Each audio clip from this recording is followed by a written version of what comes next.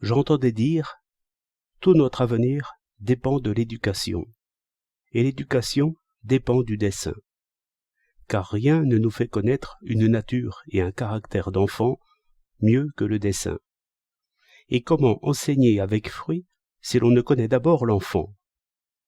Voyez, on leur a proposé, à ces petits de l'école, des sujets qui éveillent leur imagination sans la rendre aussitôt esclave. Le marché, l'ascension d'un ballon, le corbeau et le renard, le cirque, la moisson et d'autres.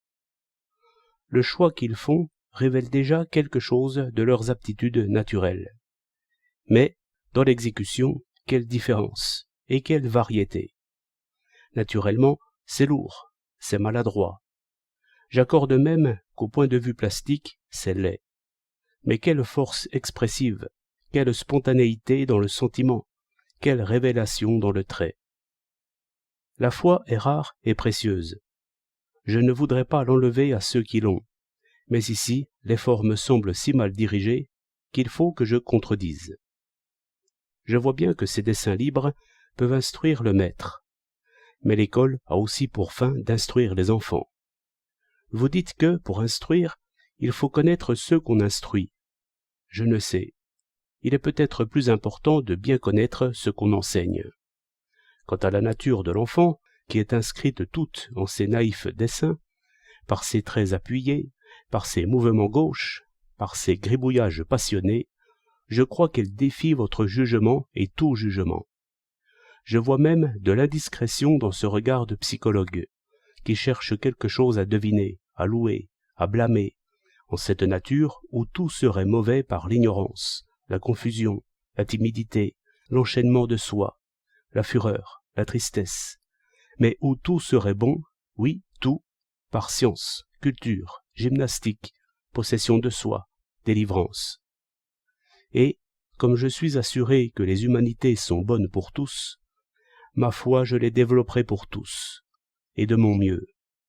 Et chacun en prendra ce qu'il en peut prendre, et le fera sien. Car j'ai une idée étrange, bien éloignée de ce qu'on dit communément là-dessus, idée vérifiée bien des fois. C'est que ce qui est beau pour tous, et humain universellement, est justement ce qui semble avoir été écrit pour chacun. Au lieu que ce qui veut s'adresser à moi, enfant ou homme, et se mettre à ma mesure, est toujours à côté, et souvent au-dessous. Les psychologues se trompent sur tout et sur eux-mêmes, par cette manie de vouloir connaître au lieu de changer et élever. Connaître ma pensée, c'est la faire. Connaître mon sentiment, c'est l'élever et l'humaniser. Mon vrai portrait est dans Homère, Virgile, Montaigne. Et, encore plus à l'enfant qu'à moi-même, je dois tendre un miroir où il se voit aussitôt grandi et purifié. Mais l'idée est obscure. Il faut avoir lu et relu les grands livres pour savoir où sont les meilleurs conseillers et les vrais redresseurs. Le dessin nous ramène à la même idée par des chemins plus faciles. Car, quel que soit le modèle, on en peut faire un dessin convenable qu'en modérant et tempérant tous ces tumultes du cœur, si sensibles dans le frémissement et le poids de la main. La vulgarité s'exprime seule, en ses traits appuyés, qui percent le papier. Ce que j'admire dans les plus beaux dessins, c'est qu'ils laissent le grain du papier intact et visible, le trait aérien, sans poids. La ligne témoigne de l'attention et de la fidélité au modèle, mais c'est peu de chose encore qu'une ligne juste. Le trait juste est le portrait même de celui qui dessine. J'y vois en clair la tempérance et la pureté d'un homme qui sans doute avait des passions vives, oui, mais d'un homme qui, dans le moment qu'il dessinait, se rendait maître de sa main, de tout son corps et de son cœur, sans y penser. Bon modèle pour tous. À imiter donc ce trait sobre et riche de vraie sagesse, chacun fera sagesse un peu de ce qu'il a, et sans aucun doute sera mieux lui-même, par la seule attention à copier une belle œuvre.